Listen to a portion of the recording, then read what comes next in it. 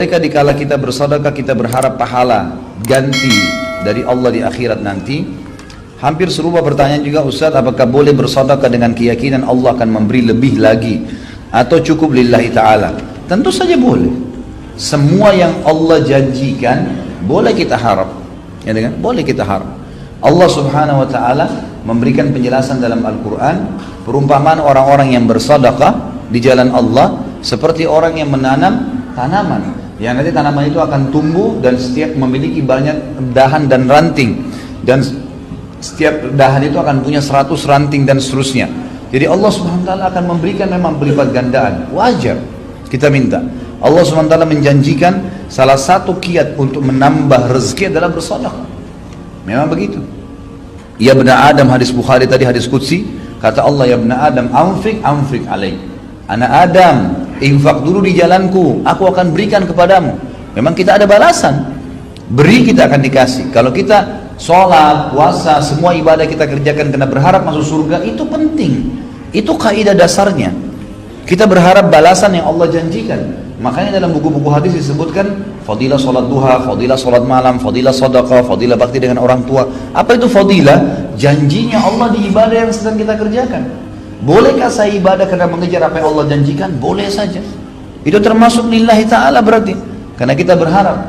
Bolehkah saya meninggalkan dosa karena takut masuk neraka? Boleh. Ya gitu. Karena yang suruh kita takut pada neraka Allah subhanahu wa ta'ala. Berarti dengan takut pada neraka, berarti kita takut pada Allah subhanahu wa ta'ala. Allah sebutkan tentang masalah surga. Al-Imran surah nomor 3 ayat 133. A'udzubillahi minasyaitonirrajim wasari'u ila maghfiratin min rabbikum wa jannatin arduhas samawatul ardu uiddat lil muttaqin. Bersegeralah kalian kepada pengampunan Tuhan kalian, bertobat kalau punya salah, dan kejarlah surga dengan sibukkan diri dengan amal soleh setelah itu, setelah taubat, yang luasnya seluas langit dan bumi, yang hanya dijanjikan untuk orang-orang yang bertakwa. Jadi Allah menyuruh kita kejar surga. Memang ibadah untuk masuk surga itu Allah yang perintahin. Berarti dengan mengejar surga sebagai balasan kita patuh pada Allah. Bagaimana bisa antum mau beribadah tidak ada janjinya? Fitrah manusia butuh janji, gitu kan? Makanya dijanjikan oleh Allah subhanahu wa ta'ala. Bukan dijanjikan palsu ya, ini janji yang pasti. Kemudian dalam surah Tahrim, surah nomor 66 ayat 6, Allah subhanahu wa ta'ala ceritakan tentang khawatir dari api neraka. A'udzubillahi minasyaitonirrajim. Ya ayyuhalladzina amanu qu anfusakum wa ahlikum nara wa quduha an-nasu wal hijara 'alaiha malaikatun giladun syidad la ya'sunallaha ma amara wa yaf'aluna ma yu'marun. Hai orang-orang yang beriman, selamatkan dirimu dan keluargamu dari api neraka. Kata ulama tafsir, dengan meninggalkan dosa-dosa, gitu kan? Takutlah kalian dengan api neraka itu, kata Allah, yang bahan bakarnya dari manusia dan batu, dijaga oleh malaikat-malaikat yang kasar, keras, tidak pernah menolak apa yang Allah perintahkan dan selalu patuh terhadap apa yang Allah titahkan. Jadi memang kita takut masuk neraka, itu berarti takut sama Allah karena Allah yang suruh, gitu kan? Allah yang suruh. Jadi kita bisa berharap balasan, Ada ipar saya di Ternate, kakak saya kebetulan perempuan yang nomor 2, semoga Allah menjaga mereka semua, menikah dengan satu dokter THT dari Ternate di kota Makassar. Kakaknya beliau, ini di kota Ternate, saya pernah ceramah sampai ke sana, alhamdulillah. Kemudian ngobrol-ngobrol, pulang ceramah sekitar jam 11, jam 12 malam. Saya ngobrol-ngobrol sama kakak ipar saya ini. Sementara kami asyik ngobrol, dia lagi tanya beberapa hukum. Tiba-tiba kebetulan rumah mereka masih menggunakan seng, gitu kan. Ada suara ribut, pang gitu. Saya kaget, karena memang suaranya kayak batu yang besar dilempar gitu. Saya nggak tahu. Kemudian dia tertawa, dia senyum gitu. Dia bilang itu suara mangga yang jatuh. Oh iya, di belakang rumahnya ada pohon mangga beneran jatuh.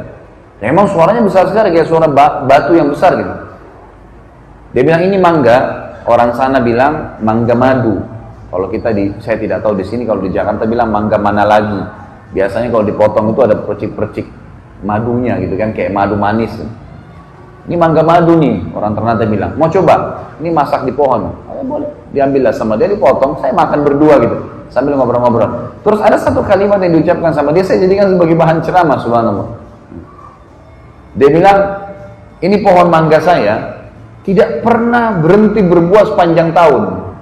Setahu saya, gitu kan, setahu sebatas ilmu saya, nggak ada mangga berbuah sepanjang tahun itu.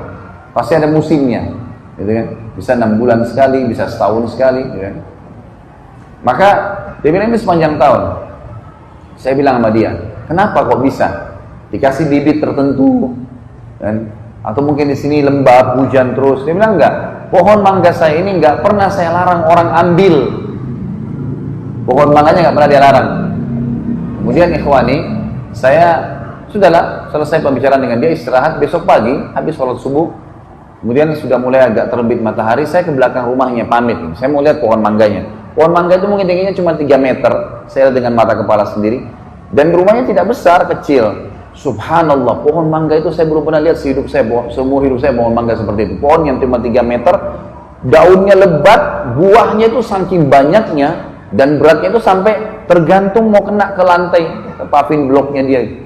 Dan pohon ini ternyata setengahnya pohon itu di dalam rumahnya dia, setengah lagi di luar pagarnya gitu.